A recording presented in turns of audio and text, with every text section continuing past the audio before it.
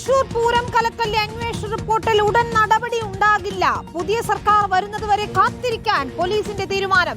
ഫെബ്രുവരിയിൽ സമർപ്പിച്ച റിപ്പോർട്ട് 2 മാസമായി ADGPയുടെ മുൻപിലാണ്. തിരുവമ്പാടി ദേവസ്വത്തെ പഴിചാരിയാണ് റിപ്പോർട്ട്.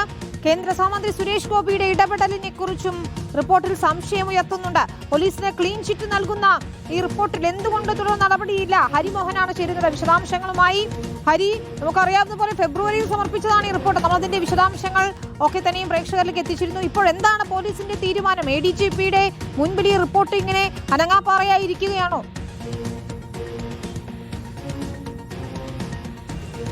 തൃശൂർ പൂരം കലക്കലുമായി ബന്ധപ്പെട്ടുകൊണ്ടുള്ള എല്ലാ റിപ്പോർട്ടിന്റെ അവസ്ഥ ഇതുതന്നെയാണ്. മുൻപ് ADGP MR അജിത്കുമാറിന്റെ ചില ഇടപെടലുകളിൽ സംശയം ഉന്നയിച്ചുകൊണ്ട് ADGP തന്നെയായ മനോജ് എബ്രഹാം, അന്ന് ADGP ആയിരുന്ന മനോജ് എബ്രഹാം സമർപ്പിച്ചിട്ടുണ്ടായിരുന്ന റിപ്പോർട്ടുണ്ടായി. അത് മുഖ്യമന്ത്രിയുടെ മുന്നിൽ ഒരു നടപടിയും ഉണ്ടാകാതിരിക്കുകയാണ്. പക്ഷേ അതിനുശേഷം സമർപ്പിച്ച പ്രത്യേക അന്വേഷണ സംഘത്തിന്റെ ഒരു റിപ്പോർട്ടുണ്ട്. അതായത് ഫെബ്രുവരി 8-ന് സമർപ്പിച്ച റിപ്പോർട്ട്.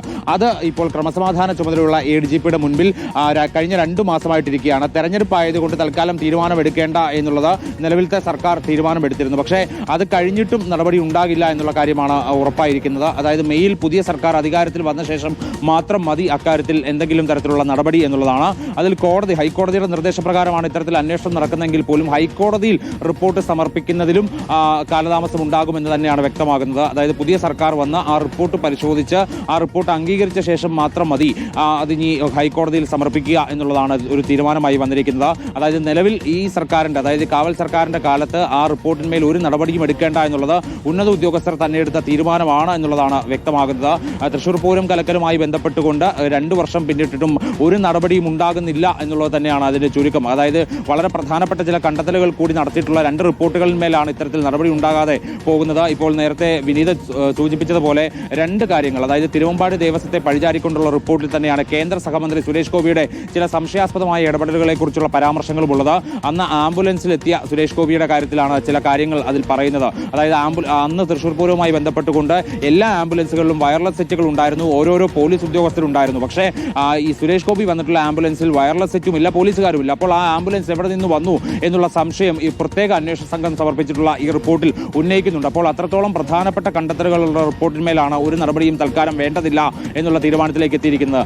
പക്ഷേ ഇതിൽ ചൂണ്ടിക്കാണിക്കേണ്ട ഒരു പ്രധാനപ്പെട്ട സംഗതി, പുതിയ സർക്കാർ വരുമ്പോൾ ആ സർക്കാർ എടുക്കുന്ന നിലപാട് ഇതിനകത്ത് വളരെ പ്രധാനപ്പെട്ടതാകും. ഒരിക്കൽ കൂടി അന്വേഷണം നടത്തണമോ എന്നുള്ള കാര്യം സർക്കാരായിരിക്കും തീരുമാനിക്കുക. ഒരുപക്ഷെ അത് UDF സർക്കാരാണ് വരുന്നതെങ്കിൽ ഇതിൽ എന്തെങ്കിലും തരത്തിൽ MR അജിത്കുമാർ അടക്കമുള്ള ആളുകൾക്ക് കൂടുതൽ പങ്കാളിത്തം ഇതിനകത്തുണ്ടോ എന്നുള്ള അന്വേഷണം ഒരിക്കൽ കൂടി നടത്താനുള്ള, അല്ലെങ്കിൽ തുടരന്വേഷണം നടത്താനുള്ള നിർദ്ദേശം പോകാനുള്ള സാധ്യത കൂടി ഉണ്ട് എന്നുള്ളത് കൂടി കണക്കിലെടുത്താണ് ഉന്നത ഉദ്യോഗസ്ഥർ ഇത്തരമൊരു തീരുമാനത്തിലേക്ക് എത്തിയിരിക്കുന്നത്. വിനീത, ശരി, ഏതായാലും നടപടി ഉണ്ടാകേണ്ടുന്ന ഒരു റിപ്പോർട്ടാണ് ഇങ്ങനെ അനങ്ങാപ്പാറയായി ഇരിക്കുന്നത്. ഇനി സർക്കാർ മാറുന്നുണ്ടോ എന്നൊക്കെ നോക്കി തെരഞ്ഞെടുപ്പ് ഫലം വന്ന ശേഷമാകാം നടപടി എന്നത് കാത്തിരിക്കുകയാണ് ഉന്നത പോലീസ് വൃത്തങ്ങൾ. ഏതായാലും ഹരിമോഹനാണ് വിശദാംശങ്ങൾ നൽകിയത്.